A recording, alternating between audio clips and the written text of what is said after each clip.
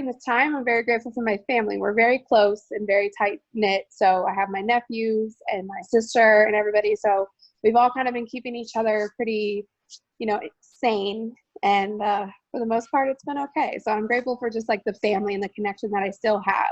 Because I do know some people that, like when this first started, I wasn't able to see my grandmother for the longest time.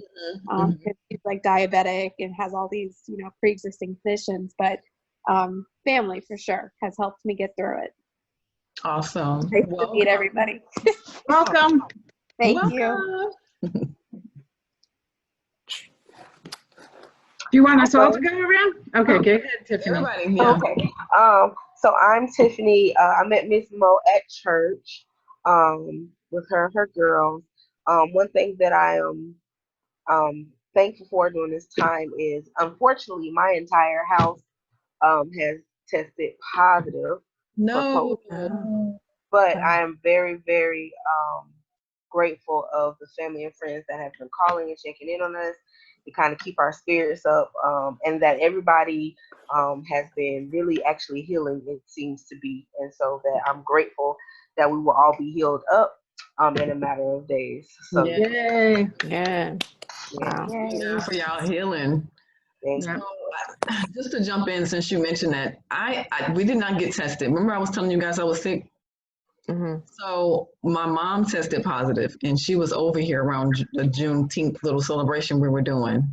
So my mom got like, in my heart of hearts, it was my oldest daughter. She's 21. She's in that whole 21 crowd. Like, I can't get sick, so I'll be out and about and everywhere. Oh no. So I feel like it was her that got everybody sick. We did not go get tested. So my mom was over here that Friday. And then she let us know that Saturday that she tested positive. And then we started feeling the symptoms. So, but we just assumed that we were sick too, because we had the flu-like symptoms, the aches, the headaches, the fatigue, the, I don't know, the taste, all that stuff that was going on. And no one needed to be hospitalized. So basically we just took care of ourselves, and everybody in this house got sick. My husband, the worst, the girls, myself. I only took one day off. So it wasn't that bad where I couldn't do anything. So I still was able to get up and log on to work and get my work done. And then it's weird because I don't know if you experienced it in your house, but like 1 minute you'll feel like you're better. And you're like, oh, okay, I'm good. Because this week I started back working out. And then Tuesday I felt sick again. I'm like, oh, no. Right. It has its up and downs. It has its fluctuations. Like I personally I don't have any symptoms. I haven't had any symptoms, not even a fever. The only reason I went and got checked is because my mom got sick. And so when we took her to the doctor, they made her do the whole testing thing. And it just so happened to come back positive. So there are certain people who have not been very using their caution during this time. Yeah. And so that's what happens. But I'm just grateful that it wasn't worse. Right. Yeah. So I'm grateful too that everyone in the house, the girls don't have any symptoms. I feel like now I feel like I'm healed, but at the same time I also have allergies. So I still have sinus pressure and stuff like that. So just kind of pray over myself. And my husband has a lingering cough. I think he had it the worst. He had the fever and everything. Oh. It wasn't so bad where we had to be hospitalized. We just self-quarantined. Yeah. Take the Dayquil and all the other home meds or whatever until we till our body was able to fight it off. A lot of emergency. We were taking that every day. I can take another one. I just pull one out. Yep. I've been taking my vitamins and everything too. Drinking my little turmeric teas and all. Right.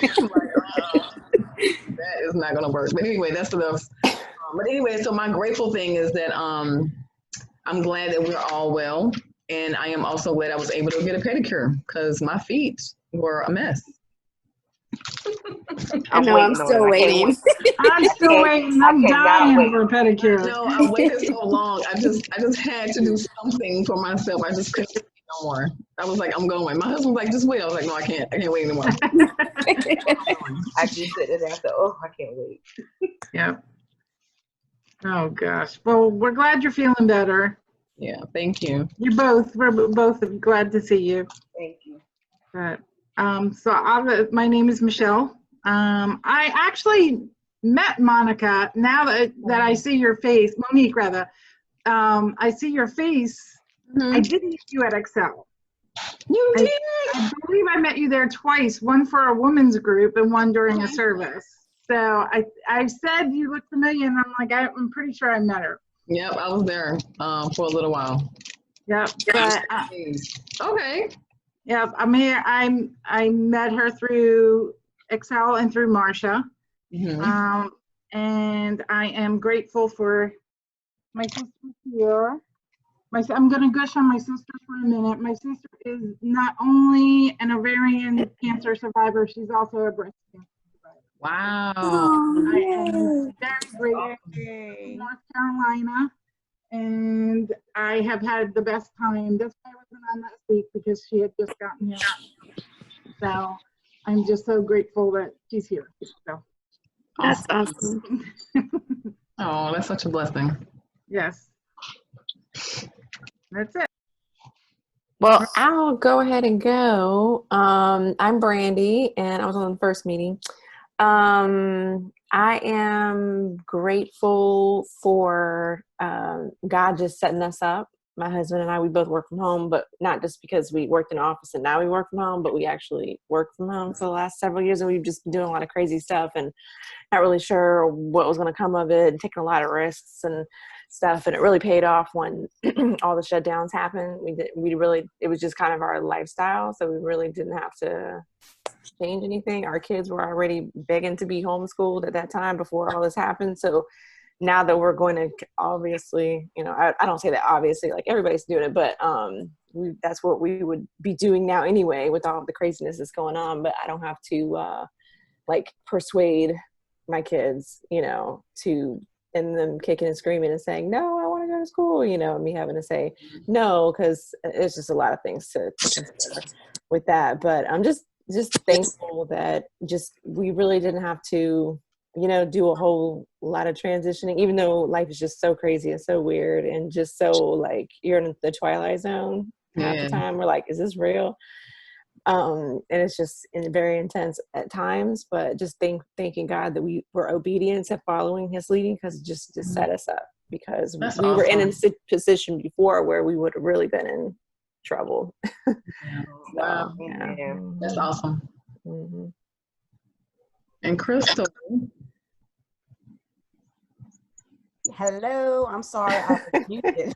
I was talking, I'm like, okay. I'm Crystal. I am here, but I refuse to get over here because I just look a hot mess. That's the best way to put it. But I am here. I'm thankful to be here. So I'm thankful for a couple things, but I guess the biggest thing that I'm thankful for is that my oldest daughter was able to come home. She's been stuck in New York by herself through this whole pandemic. And she suffers from anxiety and depression. So as her mom, I've been, although I definitely believe in the power of prayer, just, when with everything that's going on, and she's such a empath. So she picks up a lot of stuff. So I was happy to have her home, to be able to just love on her, hug on her. She had graduated with her master's in mental health. And so we were able to actually give her a little, party, just the 5 of us, because we're keeping it, just trying to be safe anyway. Right. So she's back home. She's in good spirits. I think she needed that time as well, just to be around family. And so she's back. And so when she got back, she has to self-quarantine for 14 days just because she's leaving a high-risk area, which is Florida, go figure, to go back to a high-risk area. So that's a little crazy. Yeah. But she's in great spirits. And so I'm thankful that we had that time. Because the visits are far and in between, and with everything going on with the pandemic, that made it even further. So it was just like, get home. So it was good. Awesome. Well, listen, we all have something to be grateful for, and you can't beat that. You know what I mean? Like, there's just so much going on, and I know a lot of times for myself, for me to recall the things that I'm grateful for really does bring myself joy. And that's how I wanted to open up the call tonight. Not knowing what, y'all been through, not knowing like who's been sick or who has someone who was in their families or whatever. But at the end of the day, we're all here and it's all good. And I am glad that we're able to continue these conversations around racism and healing that. And so that we can come together, like I said earlier in the call, that so we can create something tangible after this, or maybe even during this. I don't know, we could be bold and put our mask on and do something just to bring it all together. That these conversations are, going somewhere and they're leading somewhere. So we have had, this is our third conversation, I believe. So we started off just kind of like getting to know one another, kind of opening up, like, some of our experiences. And then the last conversation, I know we talked a little bit deeper about racism, what it meant to us. Is it real? We talked about white privilege. What else we talked about? Did I write it down? We talked about if we knew someone who had personally been experienced racism and what that was like. What else we talked about? I think that was it. And I know also too, before we get into tonight's topic, which is racial stereotypes, we did talk a little bit about that, but we'll dive a little bit deeper into that with our own personal experiences and thoughts and stuff around that topic. There were some movies that were recommended. Did anybody get a chance to watch any of those recommended movies? There was I watched American Son. American Son, When They See Us. There was one more. Did I say I said that one. The Hate You Give. And 13th. Did anybody get a chance to watch any of those movies? I haven't really been watching anything. What'd you say, Brandy? I haven't been watching anything Nothing. lately. No. The only one I watched was American Son, and then I started to watch When They See Us, but I kept getting distracted, and I felt like I really needed to concentrate on it because it was something that my sister and I grew up north. I worked in New York at the time. This is about the Central Park jogger. So I really wanted to kind of focus on it because I had seen it from the perspective of the jogger, at that point in time back in the day, and I think it was late 80s, early 90s, kind of 80s, I think it was. So I really wanted to focus and pay attention to it, and I kept getting interrupted. So I'm going to definitely try and watch that again because I think it'll be a full circle moment. Yeah.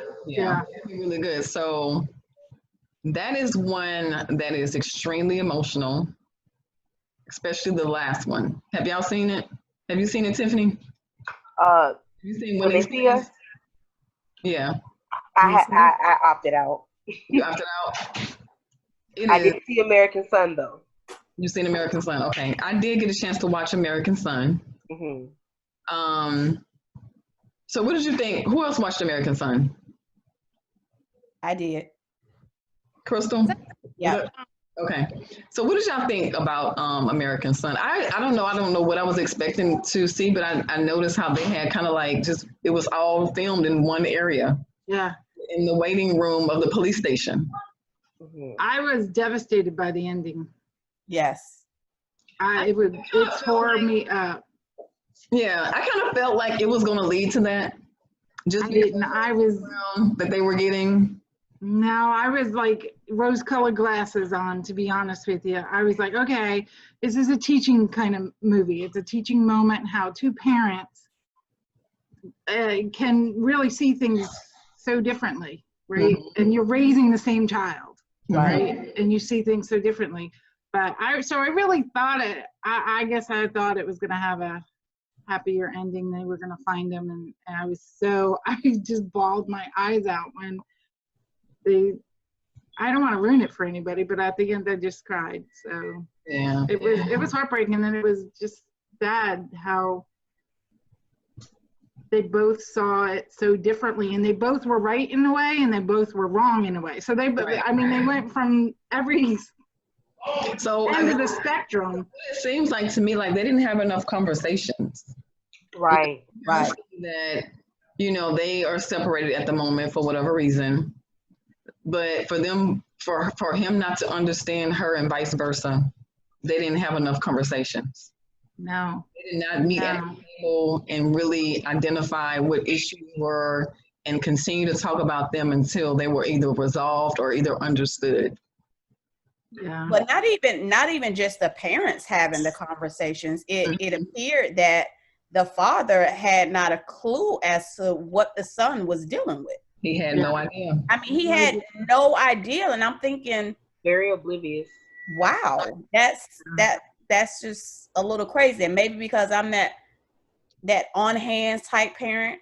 Mm-hmm. Sometimes, I mean, I have extremes with my 3 kids. So, you know, I have the one daughter, my oldest, that is like, I'm truly her best friend. So she tells me everything. Sometimes I have to remind her that I'm her mom. But so I can't imagine not having that type of relationship. Mm-hmm. And even with my other kids, I mean, I'm that mom. I'm like, okay, how did your day go? And depending on how they say it, I know something is wrong. Yeah. There's no way you're going to leave my presence and we're not going to talk about it because, I didn't like how you said your day went. Right. You know, my middle child is a look, you have to like pull things out of her. She's not as open. Mm-hmm. So when I looked at that movie and I'm thinking, how in the world, and I look at the relationship between my son and his dad, and they're like me and my oldest daughter. Mm-hmm. So I'm thinking, how did you not know that he was going through that? Mm-hmm. And so that saddened me. And I was sort of like Michelle, and usually I can look at a movie and sort of figure out what's going to happen. It wasn't until like later, much later, when, and I'm sort of like Michelle, I don't want to tell it either, but towards the end that I was like, no, this is not getting ready to happen. Right. So I was messed up. I was like Michelle, it was over for me. I bombed. I mean, I literally bombed. Yeah. It was terrible. It was terrible. Yeah. You know what I liked about the movie is I felt like it wasn't anti-white or anti-black. Correct. It pulled both sides, and to go with what Crystal was saying, it was about conversation. Yes. It was about having conversations with the parents, the child, whatever. It was about the lack of communication and conversation. Mm-hmm. That's how I felt. I didn't sit there feeling like it was anti-anything. It was like, look, there's wrong and right on both sides, and we just need to talk to get through it. But even the conversations with the police officers and hearing their sides of it, it's like, dang, you know, you just, and I work with law enforcement, so I see a lot of it, but for it to be depicted in a movie, the way it was depicted was, it was a good job. I mean, it was an emotional movie, but it was actually definitely a movie worth having conversations about the different aspects, you know, from a Black mother standpoint to the father standpoint, from a child's standpoint, and even from an officer standpoint. Yep. Absolutely. I think it was, I say this a lot. When I first saw it, I think I already knew where the ending was going, just because Kerry Washington takes on those type of roles where you're like, it just got to be drastic, right? But I think it did a very good job in stating just that. To your point, Crystal, the dad didn't know what the son was going through, right? And so I think that speaks to the fact of where his privilege was, where he wasn't acknowledging my son, regardless of the fact that I raised my son in this environment. I've given him and provided him with all these things, and opportunities that regardless of the situation, he's still going to resemble Black. They're still going to see him, right? And Right. so to the mom's point, I just thought, well, first of all, I thought it was interesting that she was the only woman, and it was everybody were men, Right. whether Black or white. And it was just heartbreaking because I cried the entire movie because she just drew me in anyway. I'm Yeah. studying her character, her as an actress. So it was interesting, just to see, like, she couldn't seem to explain herself to anybody. Right. Not her son, Mhm. not her husband, not the police officers, not the sergeant. It was like she just couldn't get that point across. Even when she just made blanket statements that you're like, maybe that's not what it was. But I think it's a great, like to everyone's point, a great conversation started because it makes you dive in to those questions that are hard but are necessary to have. And I always say, like, even to my interracial friends, I say, I think this is a good movie for you guys to watch, especially if you're thinking about having kids, because there may be conversations you didn't think to have or you're afraid to have, but they're still going to impact whether you have them or not. And so you should be more prepared than not. And I think it just did a really great way of bringing that around and to prove to the point that their son still didn't do necessarily anything wrong. It was the people that he was around at that time, but it was just the point of why he was stopped. So I think it was good. Yeah, it was that bumper sticker. It was that bumper sticker. It was all that bumper sticker. Yeah, well, I'm glad you guys had a chance to watch it. Was there any other movies? Emily, did you get a chance to watch any of the movies, or have any movies that you have watched, and maybe open up your perspective to the topic? I was able to watch American Son. I enjoyed it too, and I think too, like, into your topic tonight about what did you say? Just like assuming racial stereotypes. Yeah, and just like, like, first of all, like how the police was talking to her versus then when her husband came in and he was like all cordial, and then they didn't realize, okay, that this is my wife, this is my husband. So, and same thing too, like what you mentioned, Tiffany, like, because I think about it, I've dated, I've been in an interracial relationship, and I feel like I need to be strong on both sides, and I need to have that strong partner because I'm all open ears for everything. I need to learn and want and, know as much as I can, because yes, there is going to be some difficulties to it because it is not your typical normal relationship. But I mean, at the same time, I thought it was a great movie to put a perspective of, like, how like one side sees it versus the other. And it's just crazy how, like, people will just judge you off like what you do, what you look like. And I never understand that. And it just breaks my heart. And with everything going on now too, it's so heartbreaking. And I know the world can't be perfect. That's why, like, I continue to pray and just put, God in the, the front line of everything. And hopefully he can, help us get through this, because I feel like more people need Jesus. Like, we need to call on him, Yeah. So I was able to watch that one. I hope to watch the other ones. They sounded good, but that was definitely a good movie for sure. Absolutely. So, thinking about that, what you said in reference to, like, everybody needing Jesus. So I heard my husband talking to a customer, and I think they were talking about all this stuff that was going on. And the lady mentioned to him, he had to come in here and tell me. He was like, let me tell you what the old lady said to me. He was like, don't hate the person. She said, don't hate the person, hate the sin, right? Like, hate the thing that they're doing that's bad, but don't hate them. Right. Sometimes you can hear things, you hear some ways, but then sometimes it's just hit home. So when he shared that with me, I was like, you know what, that was really good. Yeah. Hate the sin. Right. You know what I mean? And try to, like, separate the two. And hate the person that's behind the sin. What you said? Who said that? I did. Hate who's behind the sin. Hate who's behind the sin. There's all, the Bible talks about pulling the strings. We're not fighting flesh and blood, right, but against all of the principalities and powers of darkness and Satan, all of that. So, and people are just being persuaded and used, and the news media is perpetuating so much of it. And so people are just going along with it, and everything nowadays is so politicized that it's getting out of control. And then the people that I find that are saying everything is so politicized, I'm like, you're the one that's making it politicized. But anyway, just ironically so, instead of just getting back to, let's put all this stuff aside and look at actual people, like who is involved. You know, like we can debate masks, we can debate all these things that are like hot topics. We can, you know, talk about racism, which we're talking about now, but at the end of it, we're dealing with human people and hearts and not being selfish. Right. You know, and just, but people, if you watch the news media, it's everything is about like an agenda or something. And I had a very, very difficult conversation with my sister to a point where I was like, okay, I can't talk with you right now.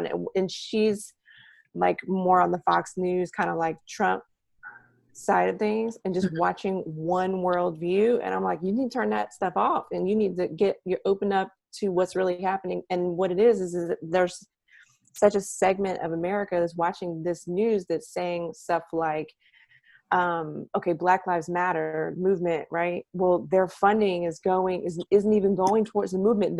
The funding is being misused. And I'm over here going like, who's even talking about funding right now? Like, who's even talking about the money? Who is even, I mean, maybe there is, maybe there's not. I don't know. I haven't done any research, but that's not my agenda. That's not what I'm talking about. Mm-hmm. But it's the skewing of the news media to say, let's not focus on what's right and the mistreatment of people and what's really, really happening. Let's point a finger, get people distracted, and start talking about the movement and the money, just as an example. Mm-hmm. You know? So, and so it's so hard because it's like people are being there's a spirit behind all of this maneuvering what's happening, and people are just like, oh, really? Oh, you know, and just listening to all of it. It's driving me nuts. It's partly why I feel like I can't watch all this stuff. Go ahead. That's so true. I saw a video when you were talking about media and like, you know, people just taking things out of proportion. Mm-hmm. So there was a situation, y'all probably seen it too. The people were in the parking lot, and white lady accidentally brushed up against a black child. The white lady apologizes. You saw that? She apologizes. Chipotle. The black woman insists on making it a racial issue. Like everything's a racial issue. Yeah. I can't stand when that happens. Like she did apologize, and then now it's escalated. The white lady pulled out her gun. She was ready. And now she's being targeted now as this Karen who's doing, and that's really not even what happened. And that's like, not even what happened. You know, everything crazy. Be race. It could have just been an accident. Right. Yeah, a similar thing happened to my mother's fiance.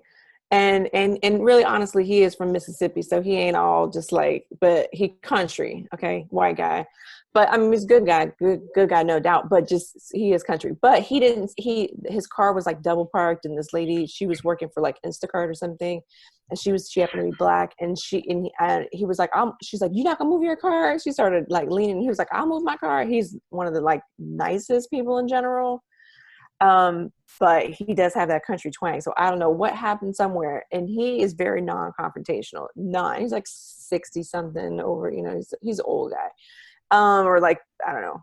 But, and so she starts calling him, you're a racist. You white boy. First of all, he's a very grown man, first of all. And she just was leaning in. And I'm over here like, really? This is the absolute last thing for somebody who has a worldview of, you know, of what you see, right? So he's not like, I wouldn't say racist, but definitely on the more ignorant side of things. Like his view is like, I'm not really sure if racism really exists because I'm not racist. You know, those kind of people. Like I have a black friend down the street I talk to at the mailbox, so I'm not racist. That kind of a worldview, okay? So, you know, I'm not hateful or anything like that. So he's not going to be confrontational. But then now he's walking away with this interaction that the lady literally rammed his car. She got so mad, calling him a racist. You're such a racist. And then she rams his car, runs away. He has to call the police. He's shaken up. And he's like, I don't know what just happened. And they had to call the police to write up a report and all that kind of stuff. But it was like, I'm like, oh my God, are you kidding me? Like so now again, he's watching all this stuff on the news about all these things that are happening, and then this happens. And I'm like, it's not good. It's not. Yeah. It's not good. And I'm thinking like, everybody's not like that. Everybody's not like that. No, it's So I true. want to be like, It's not a racial issue. Every white person is not out to get you. You know what I'm saying? Right. It's like having these conversations, right? Opens up your mind, your perspective to seeing things differently. And that's the reason why I wanted to have it for myself and for everybody else that may be experiencing it. And that we can take these conversations out into our own communities, hopefully. Begin to do that. I don't know, maybe you guys will feel brave enough to, too, with the people that you know and have these conversations just to keep it going, just to continue to make an impact, because this can't continue to happen. And social is, I was watching 13th. Crystal, did you see 13th as well? Yes. So man, that 13th is That documentary by itself is a lot. Ladies, I'm sorry. I have to jump off. I'm going to try and jump back on. Okay? Okay, Michelle. All right. Bye, guys. Bye. okay. So 13th is extremely deep. It's deep. It was like, are we, like, it makes me feel like Black people are never going to win. Yeah. Never. Yeah. Never. Yeah. Never. So if you guys take the time out, it's only maybe an hour and a half max. But it's so packed. It's so packed. There's so much. So take a breather if you need to. Yeah, I even, when I looked at it, I said, okay, on the one hand, it's like, I'll need to go back with a pen and a paper. Yeah. To write some of this stuff down. Research but it has to be in a span of time. Yeah. Because it was a lot. And I felt myself getting angry. And I'm like, wow, hold on. Let's back it up. Because it was just so much. And I'm like, for us to be where we are and still feeling some of this from back then, it makes you think that we haven't progressed at all. It does. Which I know is not a true statement, because we have progressed. But it's like, have we really? It just makes you, it definitely makes you think that the system is not made for us to succeed. At all. And never. That's scary. And it never will. Like, it's just. And that's scary. It's scary. Because, I think about my kids, I think about their kids, I think about their kids. And I'm like, if we're still dealing with this, things that like my parents were dealing with, why? And so I've been like trying to stay away from social media. I might do like a little drop in and drop off, like, might post something or whatever. Mm-hmm. But I haven't really been scrolling because it's just too much. For my mental health. I just gotta like knock it off. But one of my good friends that I graduated high school with, she has a younger brother, and he was like my brother's age. So they hung together, and me and his sister hung together. And this guy has always been and it was funny, I was listening to Brandy. He reminds me a lot of what Brandy was saying. Her I think you said your cousin, or how he was. He was just real easygoing, non-confrontational. Just he's more like a kumbaya type person.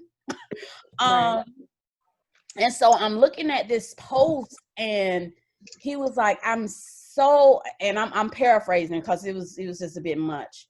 He was just like, I'm so sick of people saying, basically the gist of was he's sick of people telling him to get over it. It happened back then, that was the past, we're here now, blah blah blah. And he was like, and so I'm looking at it like, whoa, this me knowing him, I'm like, okay, this is really, something had to happen for him to even post something like that. Mm-hmm. But then looking at the comments, the insensitiveness of some of the comments from, and I'm just gonna say it, from his white counterparts that was supposedly his friends, basically telling him, get over it. And he basically said to them, hey, for you to even tell me to get over it is insulting in itself. But then on the other side, you had his black friends. They're like, yeah, so pro blah blah blah blah. And I'm thinking, like, wait a minute, where is the common ground here, right? So, I reached out to him. I said something to him on his post. I said, because he said, he made the comment, the word says to be angry but sin not. Right. And so somebody basically turned that around. I was like, okay. I said, so what I need you to do is take a step back, right? And I said, because you're right, the word does tell you to be angry but sin not. So how about you use that anger and direct it towards a positive result, to help the situation, instead of making it fuel you so that you're so, like, you can't get past the anger, so you can't impact a positive change. And, he's like, you're right. And I was like, he said, but, for somebody to basically tell me to get over it, and, when I talk to my sons, or I talk to my grandsons, or even my granddaughters, I have to, tell them, okay, if a police officer comes, just things, he's like, they shouldn't even have to really worry about that. They should just want to live. So for somebody to tell me to get over it, and I said, my grandmother used to say, until you walked a mile in my shoe, you can't really relate to it. So for somebody, I said, so you have to think that maybe that I would like to think that they weren't being insensitive on purpose, but they just didn't understand what their words meant. So give them grace in that area, have that conversation with them, and explain to them. I said, and maybe social media is not the place to have that conversation. Absolutely not. Most certainly. Pull them up. Look, let's have coffee, or let's just have a phone call, and have that dialogue with them and explain to them how it made you feel. Now, he did basically tell one of his friends that, hey, that offended me. Right. And the way she came back was like, well, if that offended you, oh, well. And I'm like, what? So it's just crazy. So when I looked at 13, that's what I thought about. I'm like, okay, we have definitely progressed, and I don't want to take that away. Right. But it makes you think, will we ever be on equal standing? Because in all honesty, people can say what they want to say about, Black Lives Matter. And I love what Brandy said about having a conversation with her sister about, the funding. Look, I ain't worried about no funding. I'm worried about, are we going to be on the same page? Right. That's what I'm talking about. I'm not trying to say blacks are superior to whites or anything, but can we be on the same level? Can we be on the same page? That to me is what Black Lives Matter means to me. Yeah. So I just don't know. 13th is so loaded. So I haven't looked at it again. Just because I'm like, oh, I don't. It left me feeling like we have so far to go, so much further to go. And that saddened me, because I think about my kids and their grandkids. Yeah, and I have that same sentiment too. And then I guess this would be a great segue to go into tonight's topic. Then thinking about like some of the things that were on, we talk about social media, right? And thinking about stereotypes and where they came from. And I think we kind of talked about it a little bit on our last meeting, where you hear different things about Black people can't swim, or I mean, that's like one of the funny things, right? Or we like fried chicken and grape soda and watermelon, right? So that's some of the funnier, stereotypes, right? But then you also like, us being seen as animals and that we're threatening. And, it's heartbreaking to hear my husband say, man, I'm not going to go get, because he saw a situation where a big black guy went and got tested and he died the next day. My husband was just being extra. He was like, I'm not going down there. I'm a big black guy. They want me dead anyway. And he was like, they're going to put something in my nose and kill me and whatever. So it's just disheartening to think that he has a thing, even if he was joking, that the thought even came to his mind. You know what I mean? Mm-hmm. Right. In there somewhere. It lives in there. And so when I was watching 13th and then thinking about social media and media in general, you always see the worst situations on the news. Yes. When you're looking at the news, you always see the worst black person that they could find on the street to give the feedback or comment about what happened. And you're like, oh my God, really? Out of all the people in America, that's who y'all found to pick? You know what I'm saying? Right. They like describe us when things are happening. Like some of the things they were saying, like when you see us, they were, what do they call them?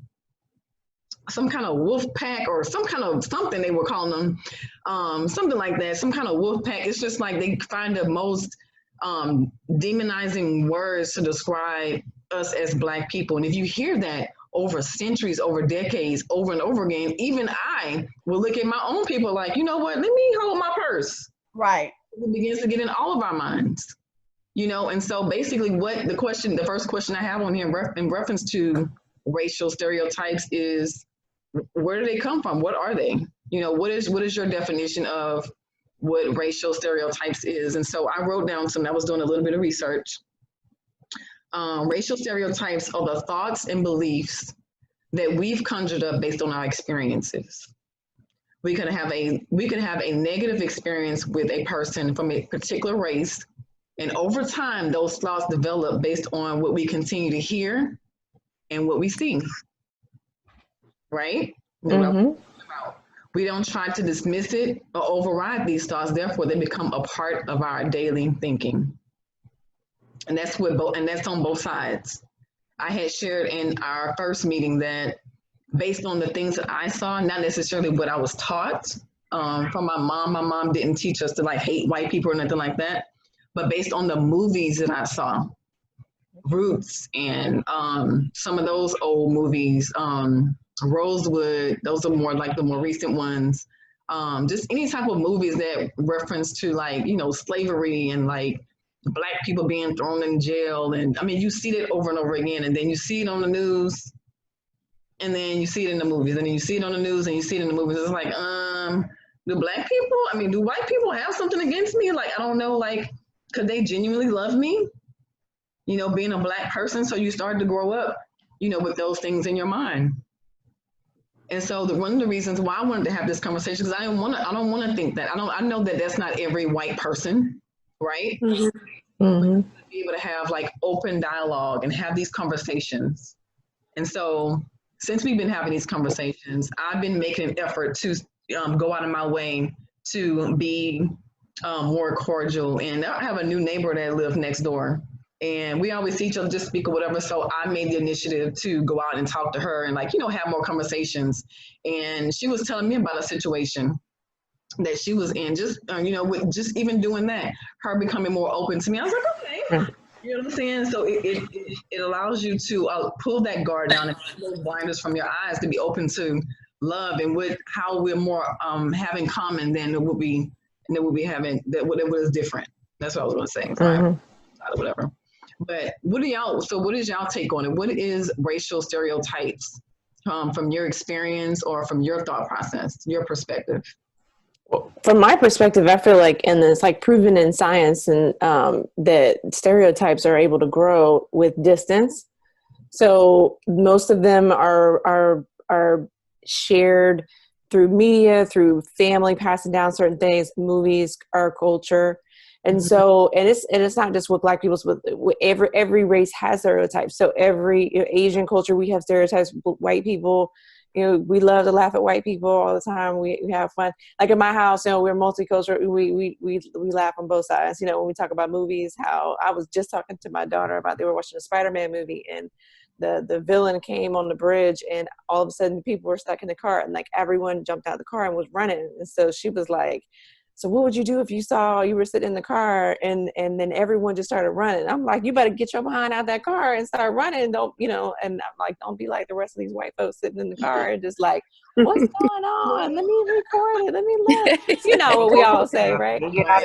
So I was playing with her, and I'm like, no, you got both sides of the equation. What are we running for? We find out when we get there. Exactly. Right. That's what I said. Don't look back. Don't look. Don't question. If they run, especially if you're on a bridge, you better run. So that they was run good. and you run. Mm-hmm. And so like but the closer we get to people, the more those stereotypes begin to break down, and you start realizing, wait a minute, I thought all Asian people were like this. I thought all Black people were like this. Wait a minute. They're different. And then you start, but you know, then you get into people, like, I think people get so comfortable with, like, I have my one Black friend, and then you realize, I don't know about all Black people, but I really like you. Like, you know what? But if you go around more Black people, you probably find out that almost all of them aren't like what you think. But you feel like I'm just going to be comfortable with my one token friend or whatever, you know, like explore and have deeper, like your neighbor, you know. I have a story with my neighbor. She's like an older Filipino lady, and she has this like scowl on her face, and we had to call the HOA because we kept asking her please to have her dog not poop in her backyard. And she just kept doing it, and so we went directly to her, can you please not do that? And she just was not. So finally we had to take pictures and report her. We thought for the longest time this lady did not like us, and she would just look all scowly and just mad. So we just thought, you know, we didn't really talk to her because it's kind of a language barrier. But I actually went outside one day and was like, hey, how you doing? And then the lady was like, oh, hey. And she smiled, and I was like, oh, because we would peer at each other through the window through distance, and we really didn't have that conversation and really realized that maybe she doesn't. And there was a couple of times where she would cross the road, like when I was coming. So I'm like, oh, okay, so she don't want to walk on the same side of the road. Okay, you know, and so I just kind of assumed that she had this feeling. So I think it's like on both sides, you know, that when we finally decide to maybe have a conversation. Hey, how you doing? You start learning that people aren't exactly what you have been told. It's almost like the lie. Yes, absolutely. Oh, they told me all this time that these people were like this, or this group was like this, or whatever. And that's not really the case. Yeah. And I also want to just add to one thing, and it's just been on my heart, and I'll just share it because I really have been absent from social media. I haven't been watching a lot of the videos because I really wasn't in a very good mental state, just very emotional over everything. So I was like, I know all these things don't rip me up emotionally, and I just wasn't in a place where I could take it. Okay. And so I even had somebody was like a couple of people, I posted something on social media and they were getting on me. I'm like, that's not even what I said. But anyway, the heart behind it was somebody was saying something about like, if you don't pick a side, you pick the other side. And I get the sentiment. Like if you just stand neutral, you're picking a side. Totally get it. Don't disagree with that necessarily.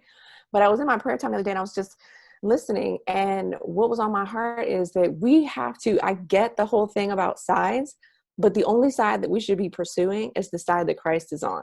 Yeah. If there was a side, it is us against those who hate. I don't care what color, I don't care what side. Like we have to stop pursuing to try to be on a side, because somebody's always going to be left on the other side, and I just want to be whatever side Jesus is on. You know, like what Emily, that's it. And that's my only pursuit. And if we can just, because now we're on the sides of like mask, not mask, Democrat, Republican, white, Black, it's just so many sides. It's so much. And anytime you pick a side, guess what? That's division. It's division in the body of Christ. It's division in the world. And I'm just sick of it. So yeah, that was my thing. Sharing that. Yeah, that's good. I agree. You have to have that open communication and open mind, because, you know, I grew up like in a predominantly like Black school, and I've been around like Black kids, white kids, everything, you name it. And my mom's always taught me like, you know, just be open-minded, be nice to others. Like if people are mean to you, like it doesn't mean you have to be mean to them. Right. A whole just like opening up your mind, having like a open your mind to like perspective. And it's funny, I was having a conversation with this guy that I know, and we have like zero in common, but it was a great conversation because I was learning something new. And I think like when it comes to like someone who doesn't necessarily look like you or do the same, you know, I don't know, practice the same religion or whatever it may be. Like if you have that open mind of like realizing everybody's not the same, it actually might be a better conversation instead of just like, you know, like Brandy was saying, it's like one-sided. To learn something new. Right. And if you're constantly, you know, and everybody's like, oh, always preaching, like always learn, read more, do this, do that. And I'm like, we should learn this about everything, not just like schoolwork. We need to learn about our world, our history, our culture, like what's going on. Like if you can't just be like, oh, this is my opinion and I'm done. And I'm not, I mean, and there's people like that.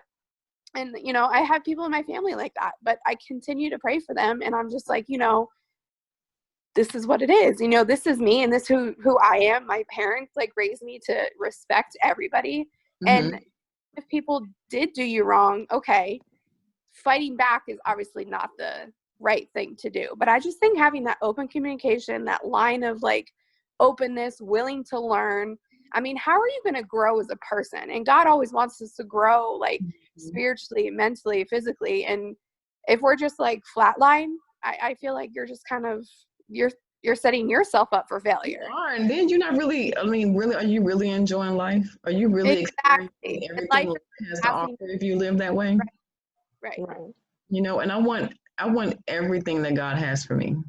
Right. You know, especially like with, I'm not gonna say especially, just but a part of like, you know, what I do, I empower young girls, and we have a diverse group of girls, you know, and I want to be able to relate to them. You know what I'm saying? Like that's important to me, to be able to relate to them, not just because we're all girls, but on all levels. You know what I'm saying? Understand their culture, being open-minded. There's a couple of girls in the group that you know, claim to be lesbian. You know, that's different too. You know what I'm saying? Just, I think the underlying thing is just love. You know what I'm saying? Like if you just tap into love and forgiveness. Yes. Like the two main ingredients to have any type of relationship, because you're going to be offended. We're not perfect. You know, we may do something wrong. I was reading something the other day about like, just try, you don't know. And people are afraid to try because they don't want to say anything wrong. It's okay. It's okay. You learn. You know, that's how you get your wings, I guess, in a sense, is by, you know, by trying it.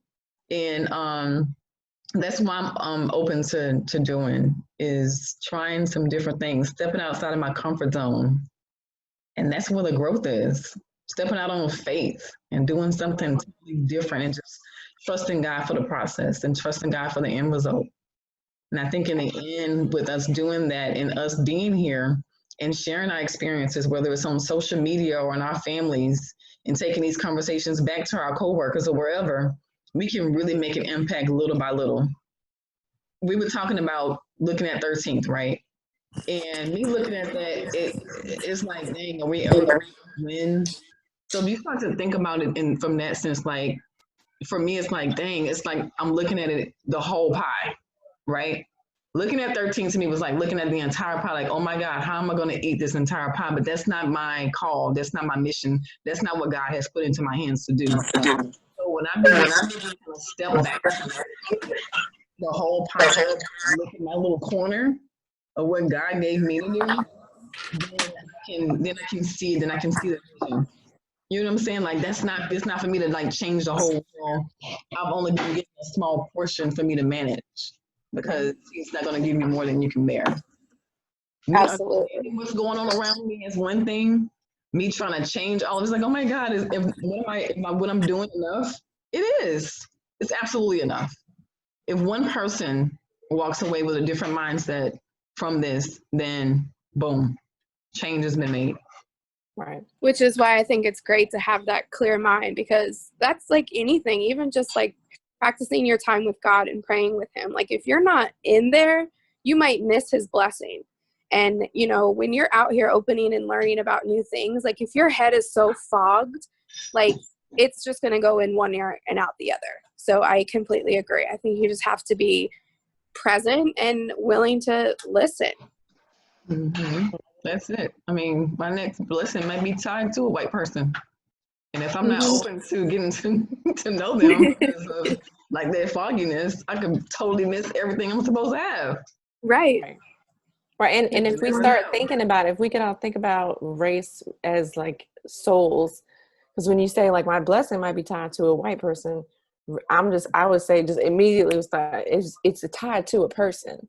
And I know you know what I mean? But right. Just like, because of the conversation. No, I know. I know what you mean though. Yes, absolutely. Yeah.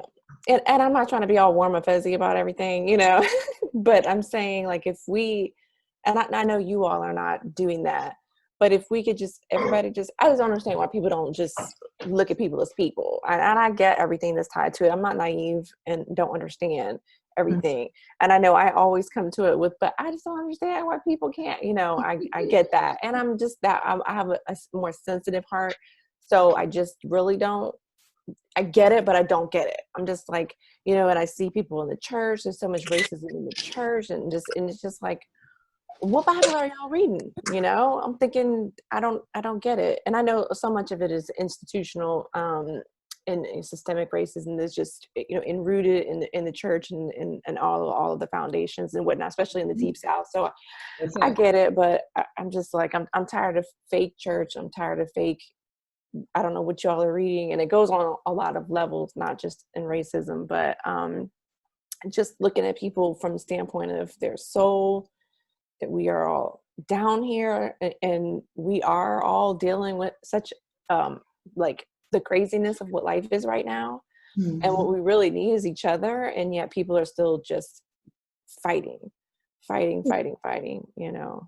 it's just like, we all can provide so much support for one another. We can. We're so busy debating the issues. Mm-hmm. Everything is an issue that needs to be debated. And I'm like, why are some of these things even being debated? Why is the treating someone like a human being that God created? Why is that it's something to be debated? I don't understand that. I know. I just don't. And people, we're talking about all the issues that we're talking around all the issues around the issue. We'll talk about this, point the finger over here. And I'm thinking, what's that got to do with anything other than a distraction? Right. From just fixing the issue. It's a heart issue. It's a heart issue. It is. Because, I'm in school right now and it's a human services. So we have to go into a lot of historical stuff with culturism, multicultural sensitivities and all of that. And the stuff that has happened in our country as a state, not just with Black people, but with every single non-white culture is deplorable.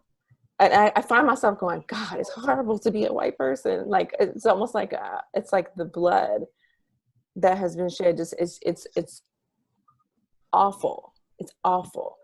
And I'm thinking every time, even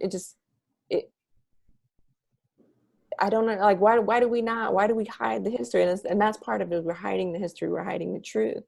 And we don't teach what happened, so we don't know what to fix. Because I'm reading things and I'm going, I went to school. I did not know what we did to the indigenous people here.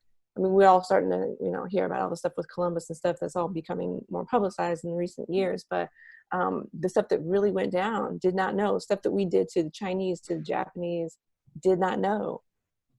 The stuff that we're doing right now to Mexicans, I guess you can't call them Americans, not citizens, most of them, but all of the camps and the ripping of children and all the things that's really not being talked about that much.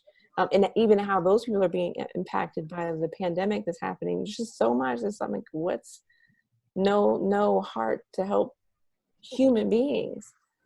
And I don't understand that. Well, like you said, it's a heart issue. Heart issue, soul issue, like deeply embedded in the mind, mental issue. Right. You know what I'm saying? I think it creates fear. I think honestly, when I think about racial stereotypes, it generates fear. And when you have a lack of knowledge, it also generates fear, right? So I love the quote, the scripture, my people perish from a lack of knowledge. But I hate when people stop there, because if you go further, it says not because they didn't have it, but because they rejected it. And when I think about that in a sense of now,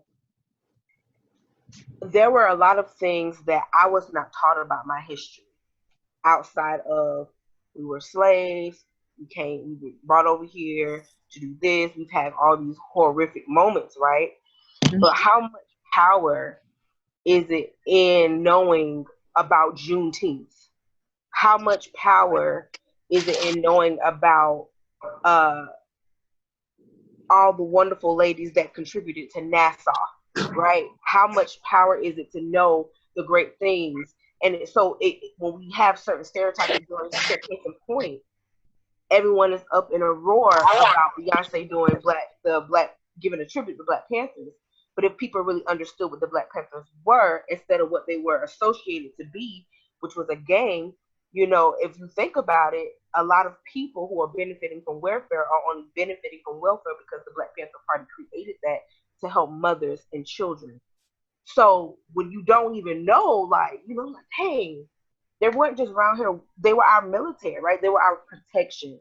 And they only went after who came after us. So when you think about those things, it just generates fear. It generates a disconnect. It generates a place for us not to be able to even want to see from each other's perspective, right? But we have to get to a place where we're like, somebody has to make the difference. Somebody has to say, choose me, right? Somebody has to say, let me take the step forward. And to your point, Ms. Monique, in that space that God provided for you, in that area that God provided for you, so that you're able to generate it. I have a nonprofit called Sunflower Spreading Seeds, and it's just that concept right there. Like, I'm able to plant into you ladies so that you're able to go and plant into other ladies, and they'll be able to go and plant into other people, and so on and so forth. And so we're spreading those positive seeds so that we could generate love, and that's what it looks like. Exactly. I love that. What is it called again? Sunflower Spreading Seeds. Sunflower Spreading Seeds. Yeah. Thank you. Like, I definitely think to y'all's point, it drives this connection. And we can't afford that in this space anymore. Mm-hmm. Yeah, I totally agree with what you're saying about the fear thing, because that's really the tactic that Hitler used. It's called dehumanizing. So what he would do about the Jewish people is just the propaganda that was put out, and basically saying that they were animals. And so when you believe it long enough, people say really the German people were not really as bad as what we think. Oh, they all must be monsters, but they were fed a lie that these people are going to come and attack you and kill your children. From the and same person who was them. That's what's crazy. Right. So, and this has happened. It happens here in the United States. There was a study about in the 80s, there was Syrian refugees, and Syrians, they look white, right? And so we can't say skin color, but they were told this group, and I don't remember all the details, it was a little bit fuzzy, and they basically murdered everybody in there. The America did to the Syrians, simply because they were told that if you let them out, that they're going to kill your children. They're going to, they kept feeding them this lie. And so if you're told something over and over and over again, subliminally, directly, in culture, in movies and stereotypes and all the things you're talking about, you begin to believe that it's true. And if you have no real true identity or association to what's actually real, and all you see are these fictitious identities, then that's what you believe. That's the narrative that you believe, because you don't have anyone else. Or like I said earlier, you only have one or two. Right. Or you look at like Will Smith, I like him. Yeah, he's good, but everybody's not like that. No, that's not, you have to, you have to come outside. It's like you rationalize, well, they're an anomaly. No, they're not. And every race has cultures and class within that too. And that's a problem too, because white people, we said like, okay, living in the trailers, redneck, backwoods, like, I don't know. I get very nervous when I go in backwoods, redneck towns. I get real uptight. Like, I don't even know why, cause they probably wouldn't have anything against me riding through there, but I see pickup trucks and I just get I get very uncomfortable, because I don't identify with, with that. and I stereotype them. I literally don't know anybody but I have my stereotypes that they probably don't have all their teeth, that they're not very educated, that they're probably racist, that they have all these judgments, but I don't really know that for sure. I only know what I see on TV. They have relationships with the cousins. Right, exactly. Just all kinds of crazy stuff. And I don't know, they probably just real hardworking people. Yeah. I don't know that. And so it's like, but again, it's like people say, oh, all Black people are like this group, but it's not. And so every race has those people that we would be like, please don't put them on the news. Yes. To speak for all of us. Stereotypes right. are unfair. It's unfair to me for you to group me in with all the ghetto ratchet people. It's unfair for you to be like, oh, I do like fried chicken. I like watermelon, but it don't mean my daughter doesn't. My daughter doesn't like watermelon. My dad does. It blocks an opportunity for you to get to know someone. We were talking about everybody is unique. Everybody has something unique about them. Take the time out. Everything that we've been saying, it all kind of flows together and just makes sense to us. And we just have to continue to spread that message. You know what I'm saying? Take it from this conversation outward, to our own personal families and communities and friends. Be brave enough to if you have, a Black friend, white friend. I've never had these conversations. I remember I told you guys, I think the first meeting, I have a really close white friend. I never had these conversations with her. You know what I'm saying? So maybe even having those conversations with her to see if there are some things that maybe she was thinking or whatever. And then we have the opportunity to smash those and get rid of them. Right. And open up, to a deeper level of, so we go from an associate. Now we can really develop a true loving sisterhood. Right. You know what I'm saying? And with that, we start getting together. You know how we are as women. We make things happen. Right. And I think that's the thing too, when you were talking about distractions, there's a bigger purpose for us. When we start doing things like this, there's a greater purpose. And of course the enemy doesn't want to see us, create this bond. Right. And our races and stuff like that, because he loves the divide. He loves the toxic mess that's out in the world, that's causing people fear and anxiety and depression and all of this. That's not of God. Right. You know what I'm saying? So I think what we're doing is really good.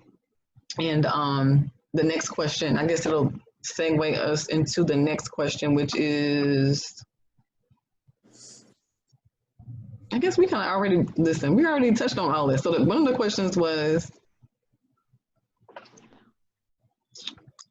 what are stereotypes? We talked about that. We talked about how they are developed through, us just making jokes, our parents, friends, movies, media. We talked about that.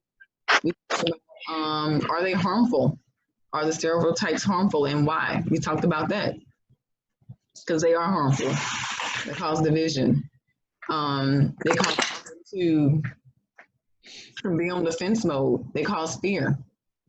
So we talked about all that. And then the last question is, which I am hoping that we can make something tangible, is how do we overcome them? And we talked about that as well. And that's really just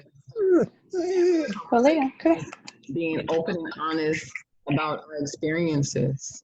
Having people understand, why do you feel, nervous when your son goes out?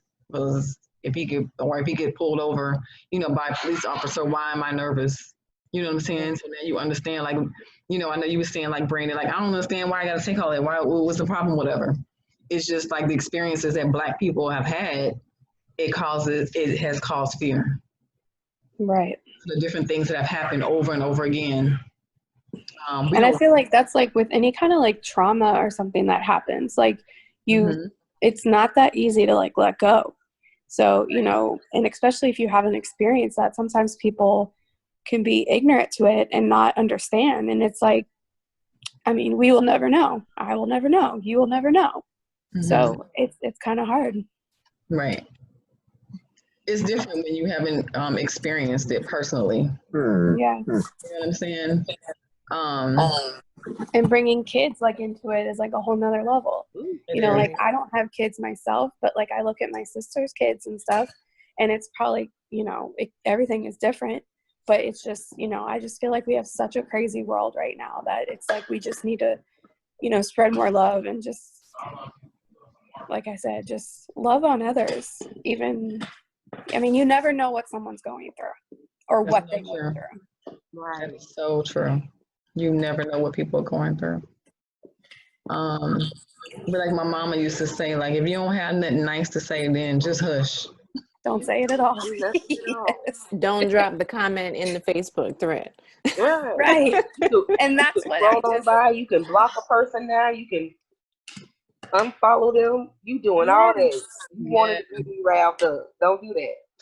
And that's the sad part is like so many people get so fearless behind like a computer or like a I don't know. And then it's like, would you ever really say that to someone face to face? I doubt it.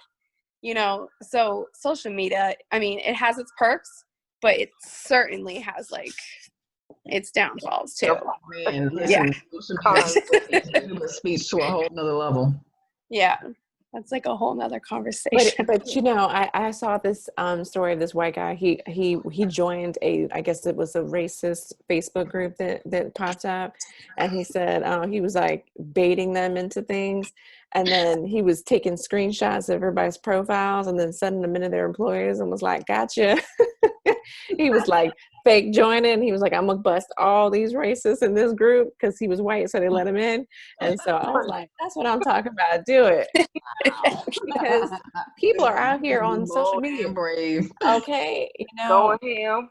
I'm like, why do you do know you have a job and you just out here just wide open? Like, it's not like, you don't have a hood on social media. It is tied to your profile, bro, with your job listed right there. Right.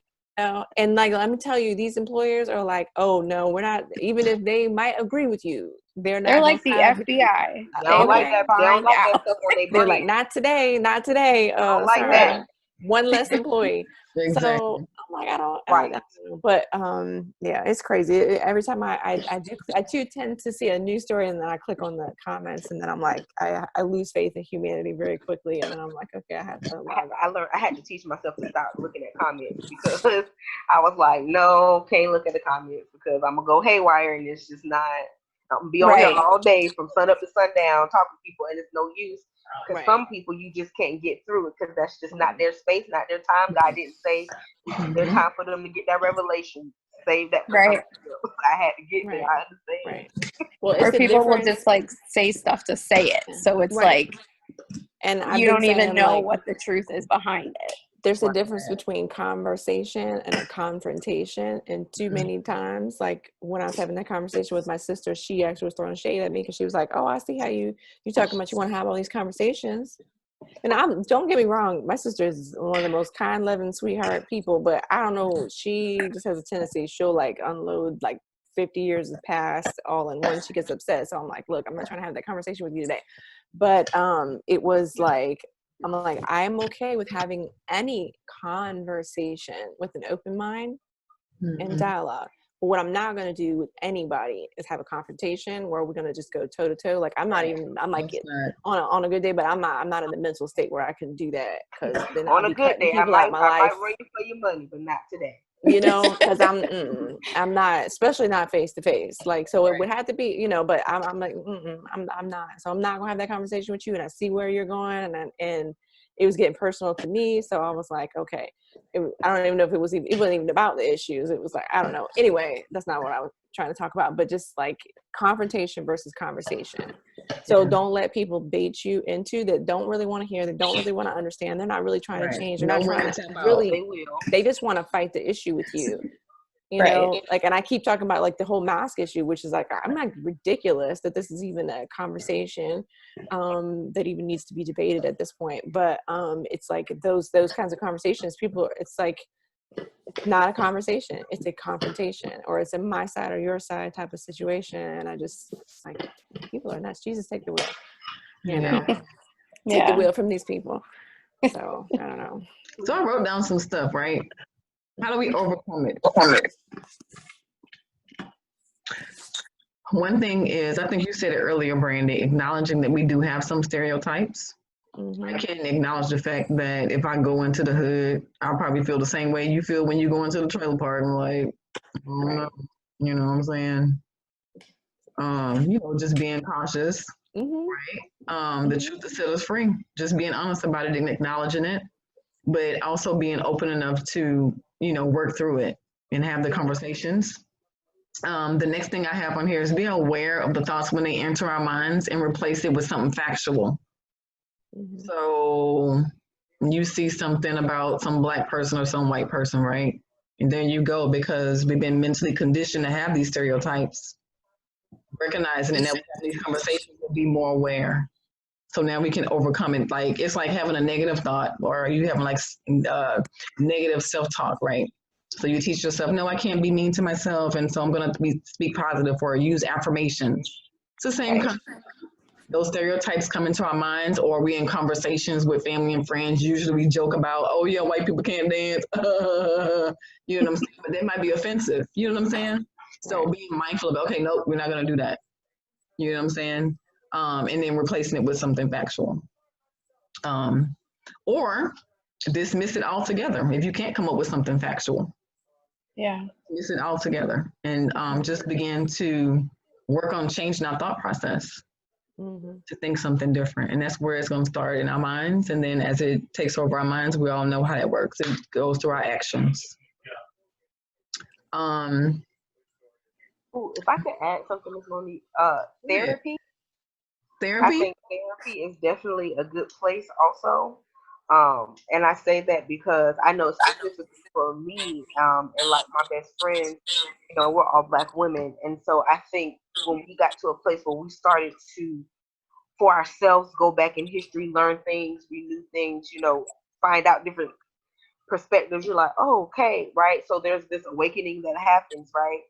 And then you get very angry and you get very displaced. And so then you're like, do I really like white people, or do white people really like me? Like, you go through this thing, and I can imagine, right? Like, I have a friend, born, raised, everything in St. Johns County, white girl, as sweet as she want to be, right? But her, our interaction came because we had to work together in an organization that was social justice oriented. And so she was on my team, and I was the team leader. So as a team leader, a lot of times she would do things that were like white saviors, right? And so I would push the button with her sometimes and go, not to be negative, but to get her to think like, if the boys got in trouble, instead of her allowing them to get in trouble and get that repercussion, she would say, oh no, it's fine, but be crying about it. And my thing is, you have to allow them to get that experience. I would prefer their dean or their principal or their assistant principal to get them first, than them to get out to the street with the whole world of different people, police officers, people who don't love them, or not even police officers, bad police officers who can't seem to decipher who they are as people, because we never set a standard for them and because we enable certain characters. And so for her coming into this realization of, maybe I do have this type of complex that I didn't realize that I had before, and her realizing that she's the only one in her family who now feels this way, and her trying to awaken them, I could imagine for her that did a lot inside of her as well, inside of myself as well. When I woke up, like, well, darn, am I really worth anything? Like, do I really have a place?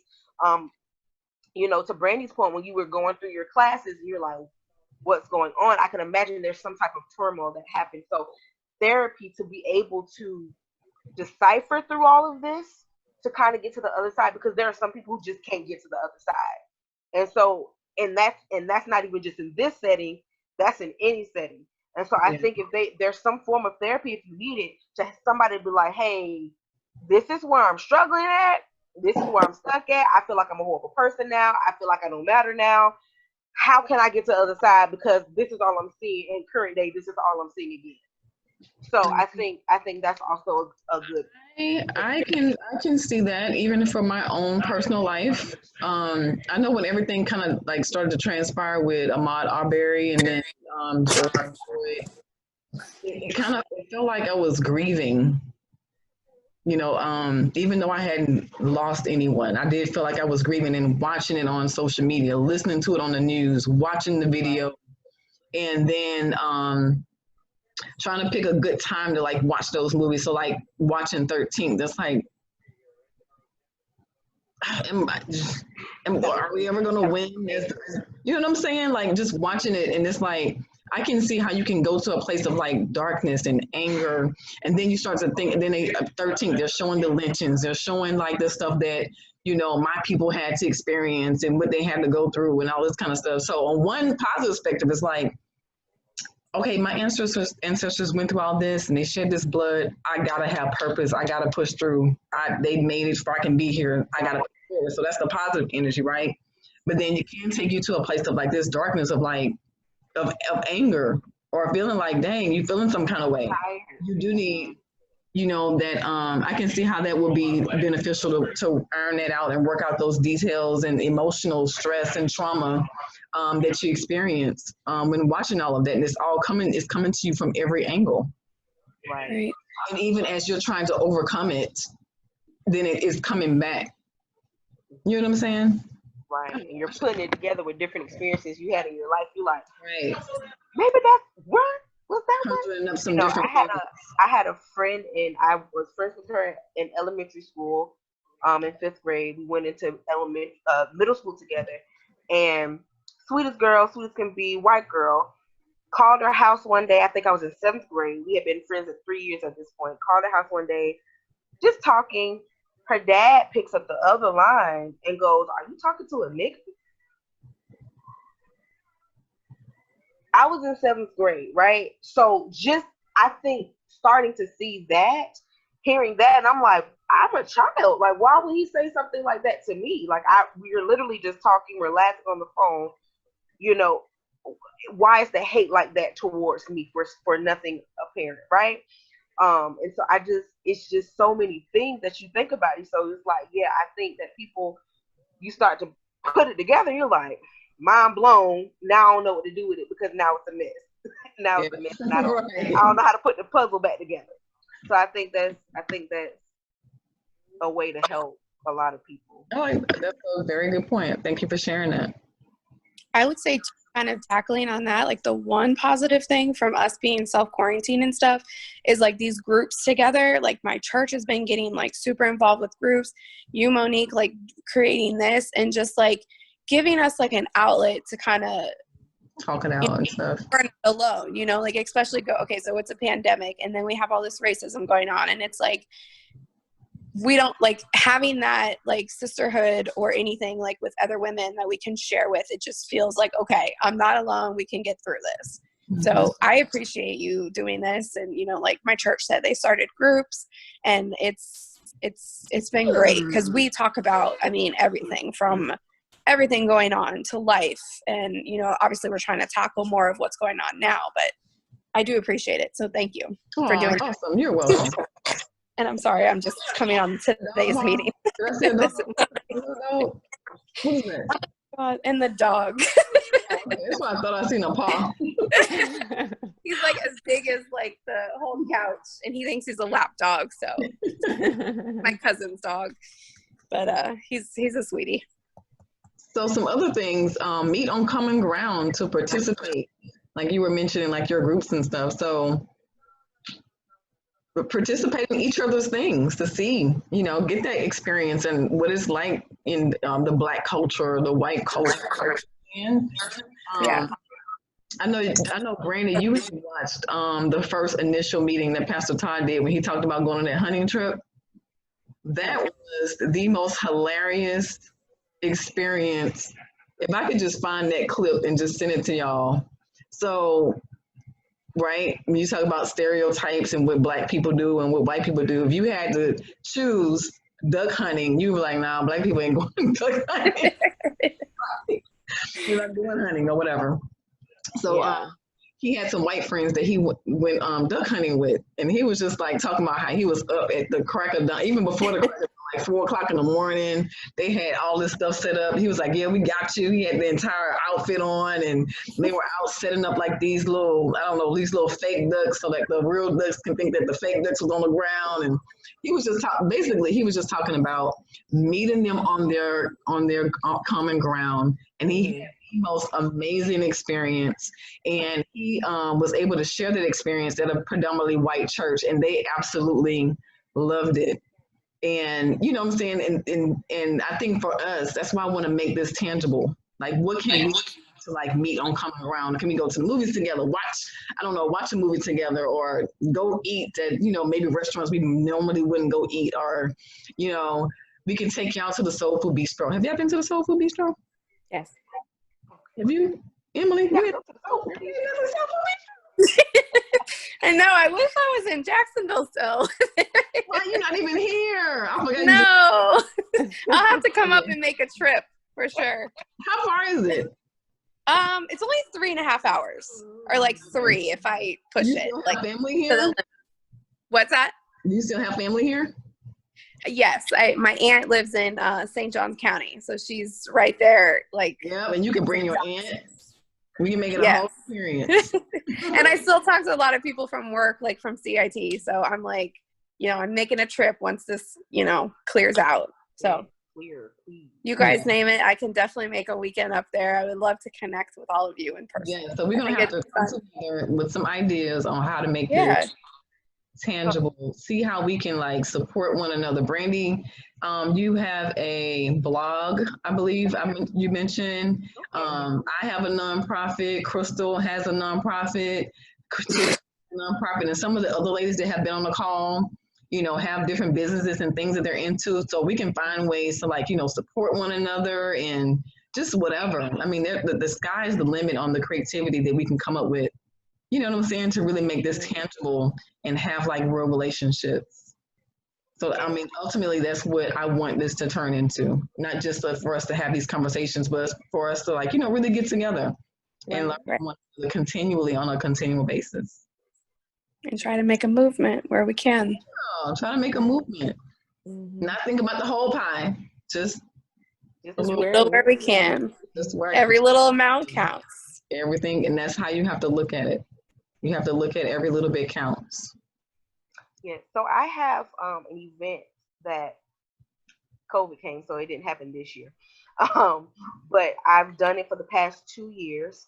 And it's called Black Magic Live Art Museum. I'm very much into art and the art. I'm into performing arts, all of that. I've been an actor, singer, dancer, director, so I've done it all, right? And it's a event that is specific for Black and Brown artists, both visual and performing, to be able to display their art uncandidly and without interruption of the world. And so we really, really have a good time. You get to experience different art. You get to see, we have spoken word. 1 year, my best friend, she did a spoken word. I sung Straight Through, and then somebody danced to it. It was really great. We've had a fashion show that usually happens. We usually, Black people, I'm pretty sure white people do too. We have these songs that we play. We do our wobble and we do all our stuff, so we have a really, really good time. So each year it gets bigger and bigger. So that's something that you should look forward to, seeing a real invite from me for you all to come out and experience that. And I think that also will, help bridge some gaps so you can get to hear some different stories and see some That's different, a really awesome idea. things. So definitely. Yeah, absolutely. So we look forward to that. So maybe, when is it? Well, I'm waiting for COVID to pass over, because usually we have it every March. Yeah, usually we have it every March. So hopefully by next March or something to that effect, we'll be able to be back up and running. Okay. So Crystal, you've been quiet. You have something you want to add? No, I just really been listening and taking it all in. I truly co-sign with Tiffany about the therapy thing. Yes. I think in order there's a lot of healing that needs to be taking place in this world, period. which is causing a lot of the divide. And until the healing begins, we're still going to be right where we are. So I do believe, you know, therapy plays a major part in that. And unfortunately, the church has not been as, let's say, let me say this. Supportive, transparent. The Black church. Uh-huh. The Black church has not been as open to therapy because it has been seen as Black people don't need therapy. You got Jesus. Yep. It's a white. I would say church as a whole, though, too, just to say that. Well, I think faith community as a whole is kind of like that. Well, I'm gonna say from my experience, until I got a little older.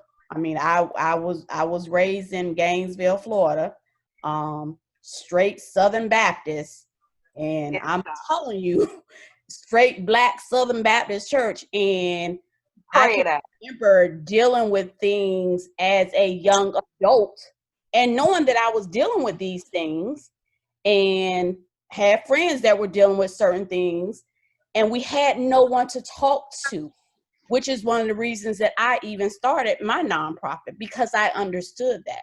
Mm-hmm. And because we were told that pray about it. You'll be all right. Pray about it. And I'm like, okay, I prayed about it, but I'm still hurt. I'm still broken. I'm falling apart. And so it really wasn't until I got older that I did start going to other churches, and they did have counseling. We didn't have that when I was growing up. Again, because that wasn't the norm.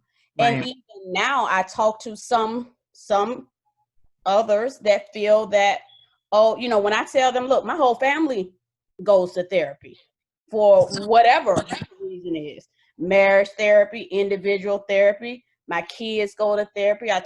Was very open and honest about my oldest daughter going through depression and anxiety. She's in therapy. And that's, for me, that's not a sign of weakness. That's a sign of strength. But the Black community has coined that as a sign of weakness. So we walk around hurt and broken and will not stand up and say, hey, I need some help. And so that's why I say it's a healing that needs to take place, a healing on all sides, not just in Black America, but completely, because even with the races, there's some healing there. There's some untaught things or some taught things that you need to be untaught.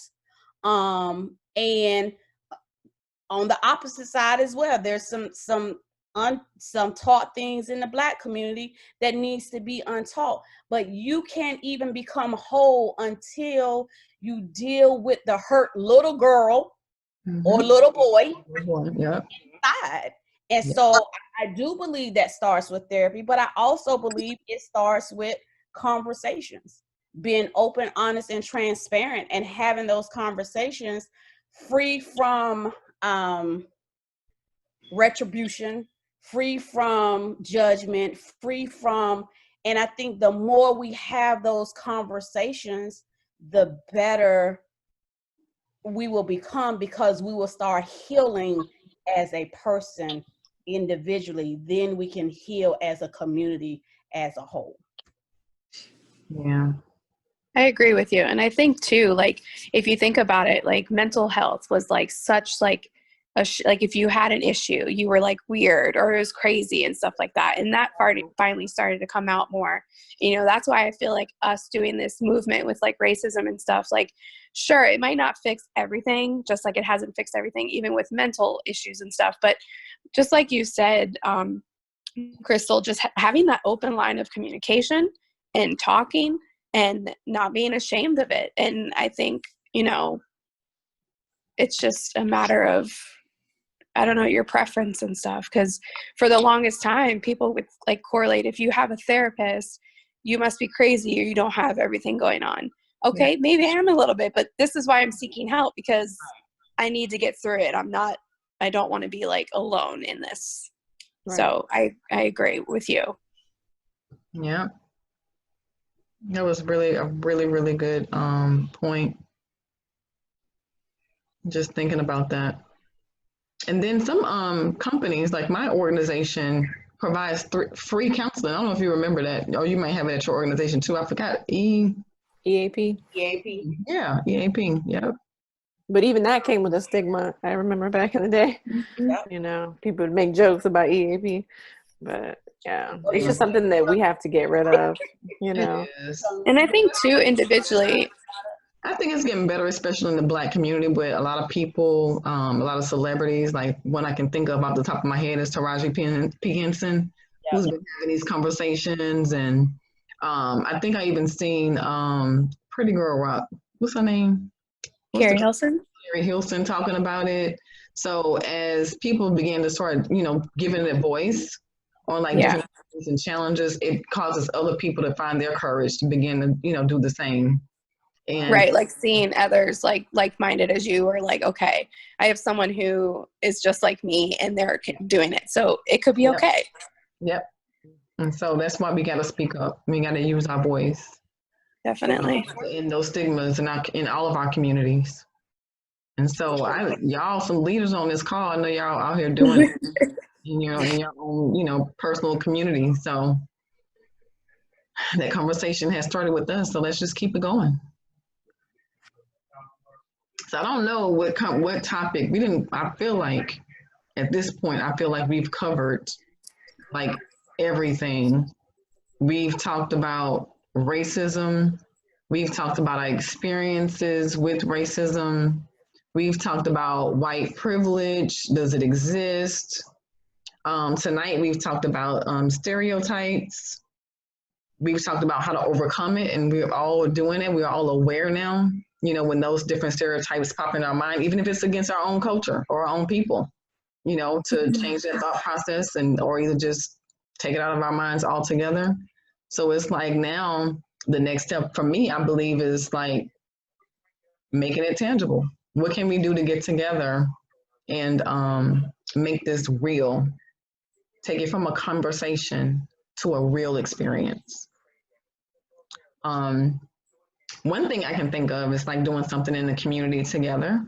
You know, maybe putting some sort of community something event together, food drive. I don't know, something along those lines. You can talk about it and throw out ideas and come up with something like that. Unless there's something else that y'all feel like we need to cover in this realm of racism and reconciling. Is there another topic that we need to tap into?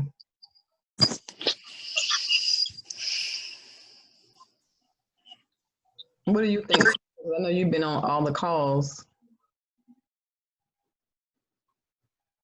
From my perspective, I think we've kind of covered all the topics. We've opened up, we've been honest, we've shared our experiences. So it's like, well, what else is there to talk about now? Mm-hmm. Or do we keep just having the conversations? I think continuing the conversation is probably a good thing to do. But I also do think coming up with different things. But I feel like, because it's one of those things to me, I feel like if we talk about it and then it goes away, I feel like. Right. That's the thing. It's like, I don't want it to just be a conversation and then it's like, okay. Right. It's done. Yeah. Continue to.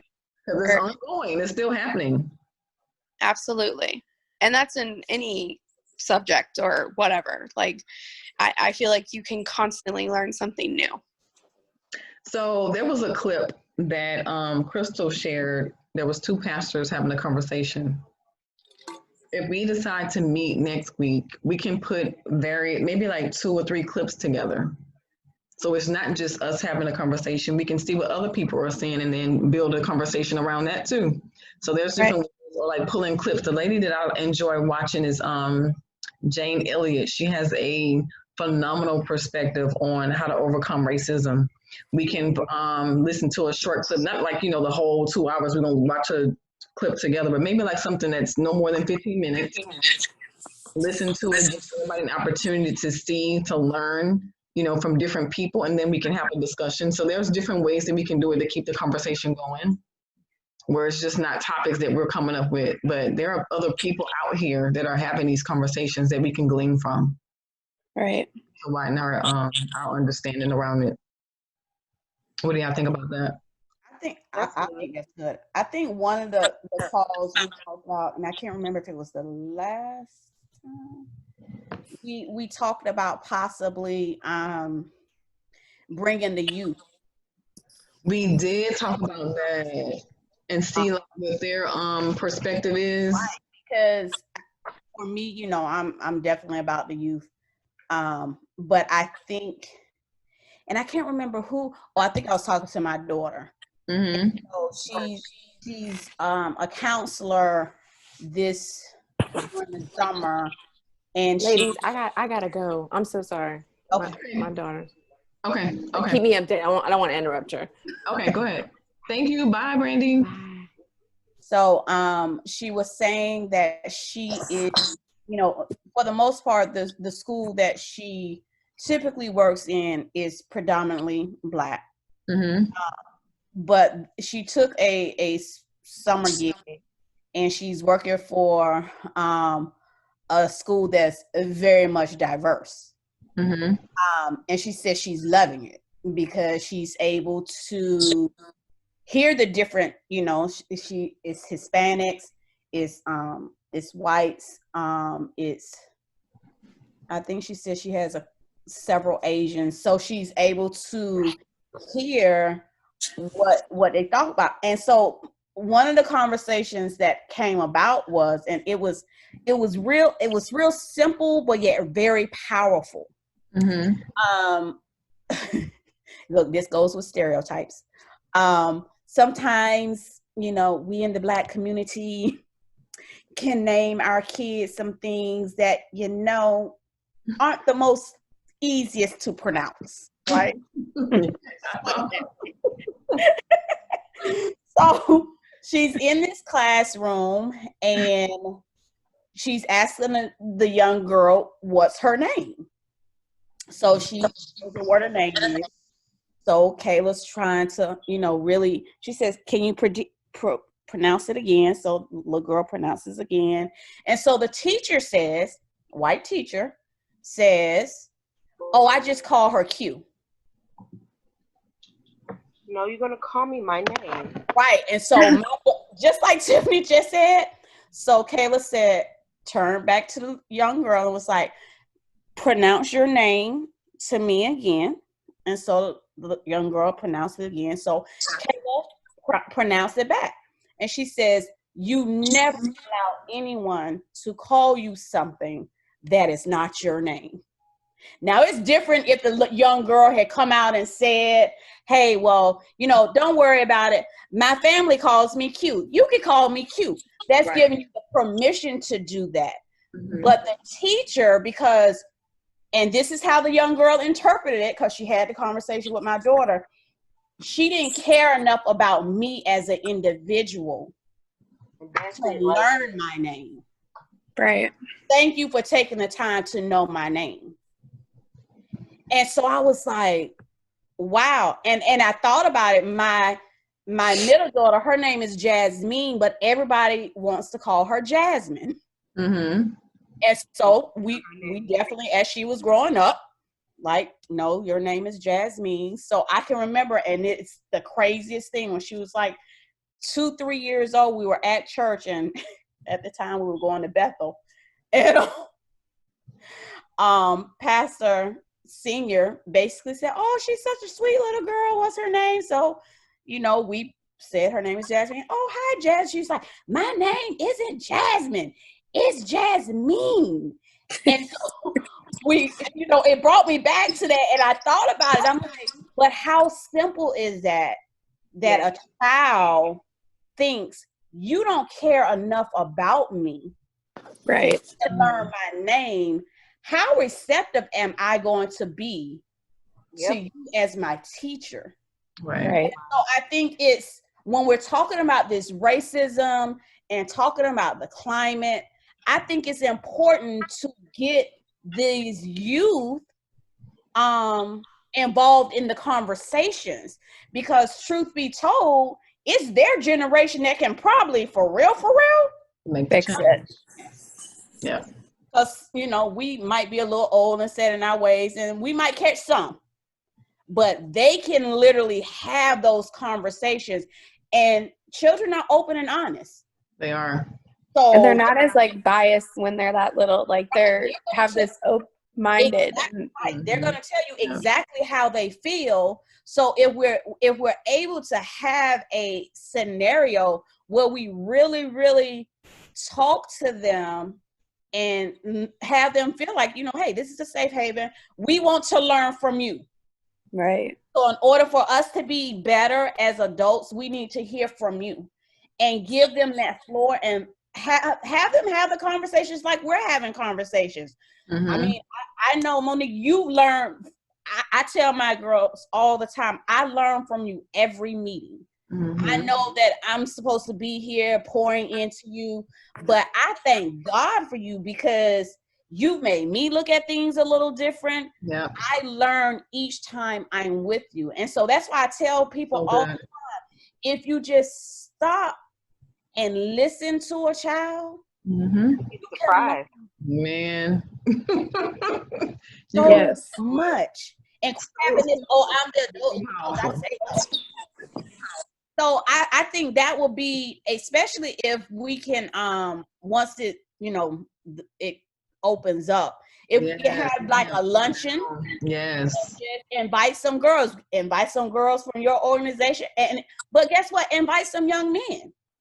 Because they And definitely let's have a just lot to say. have Too. a Yeah. conversation. Mhm. And Right. ask, well, what is it that you think we can do to change this climate? How can you go out into your schools and help break this up? You know what I mean? Mhm. I always tell Good. people, I said my kids teach me more than I ever think I'm teaching them. Yes. They always teach me more in the year that I have them or the time frame that I have them than I ever feel like I teach them, because they're so pure with it, right? Like Yes. they're so raw. You be like, that came out real harsh. But when you step back and you think about it, you're like, dang, I always And they're tell like the girls, sponges. They yes, like I always absorb and comprehend everything so well. so much. I always tell my girls and my boys. I tell them I tell them just that point that the young lady made. If a person does not take the time to know your name, they're not taking the time to know you. Love your big and colorful name. That's And right. make them say it right, because that's who you are. That's who your mother and your father named you. And that's who they need to address you by, because that's your person. And so I feel like it starts there. If you can't respect my name and say it right, like people spell my name wrong. That's not how you spell my name. And then when they see how you spell my name, they say, well, it's you say it Tiffany. No, it's Tiffany, as if it was an A, because that's how my mom said that she says it, and that's how she spells it. Exactly. And I tell people all the time, if you got a problem, you go fight with Louise about that, because she gonna set you straight. I love it. Okay. So let's start putting some thought into, I really would love to have it in person conversation. Hey, I with- do. I think that would be so dope, powerful, life changing. I like that luncheon idea, Miss Crystal. Yeah. I think we can definitely. I love decorating and things, so we put the monies together. I can get it together. I just started my own event planning company, so I love doing that. We could put that together. That would be really cute.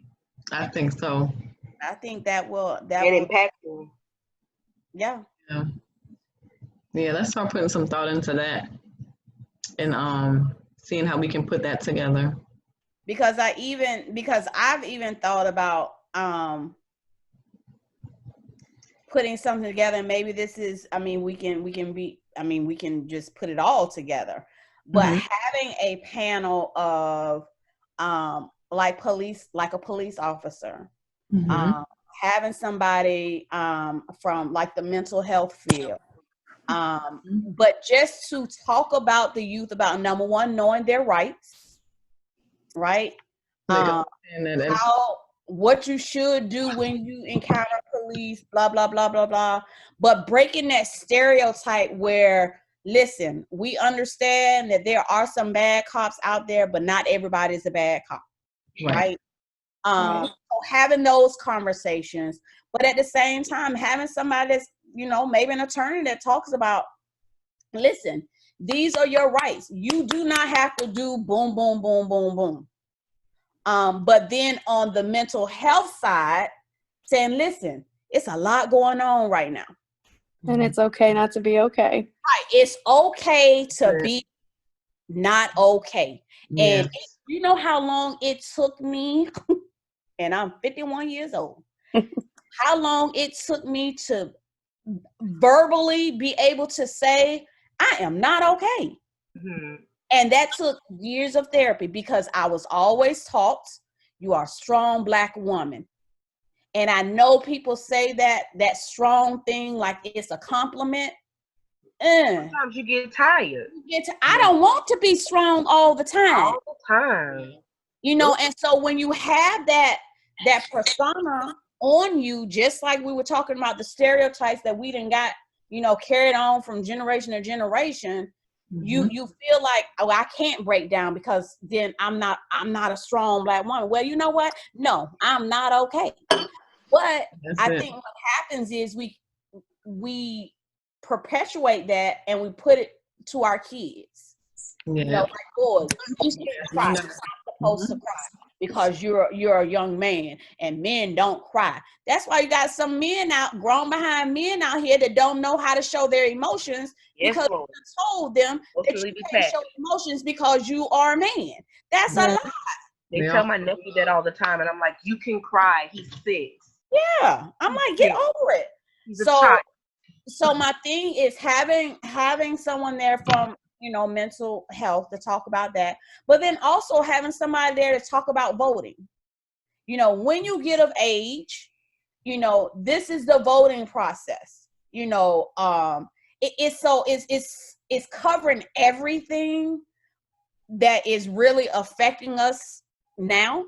Like real life situations that a lot of people don't know how to do. Right. And so we're giving them the tools so that they can be productive. Yeah. Right. I was planning with my friends. We were trying to find out if we could do this in a webinar type sense, but we wanted to have a young voters information booth because a lot of people stop at presidency. I was having a conversation with this one girl on my timeline. We went to school together, and she was like, y'all keep saying voting works, and I haven't seen it work since, you know, ever, da da da da. And I said, well, when is the last time you actually went to go vote? And she was like, I went, you know, I voted for, you know, in the Trump election, I voted for Obama, da da da. I said, okay, prior to that, when did you vote? I voted in the president. Let's back up, because you're missing local. Right. Let's go forward, because you're missing Congress, you're missing state, you're missing all those people. And so they don't know. I'm like, you can't say something doesn't work because we never follow through. Everybody says Obama never did anything for the Black community, but you never followed through on your part. You never went back and voted for Congress. You never went back and told people, voted for the people who was going to back him in the decisions that you wanted to be made for us, right? I said, so they don't even know all of the things that we need to know, because even me, you know, I'm 27 and I'm just going to like, oh, there are different things that we need to know, like specifically in Florida, to your state, specifically to your city, you know. And I think that's really interesting because that we're in a space right now where we can't afford, this is me personally, we can't afford to put who we have in office back in office. But we're in a space right now where everyone's afraid and no one wants to try voting because they don't feel like it works. Right. So, but if they don't know, then of course they're afraid. But if we can find something to show them, you know, even like you said, Ms. Crystal, even in that event, as they get older, they'll understand a little bit more, and they'll be like, okay, this is why it's my due diligence. For me, my people died for me to be able to vote, so I'm gonna go vote.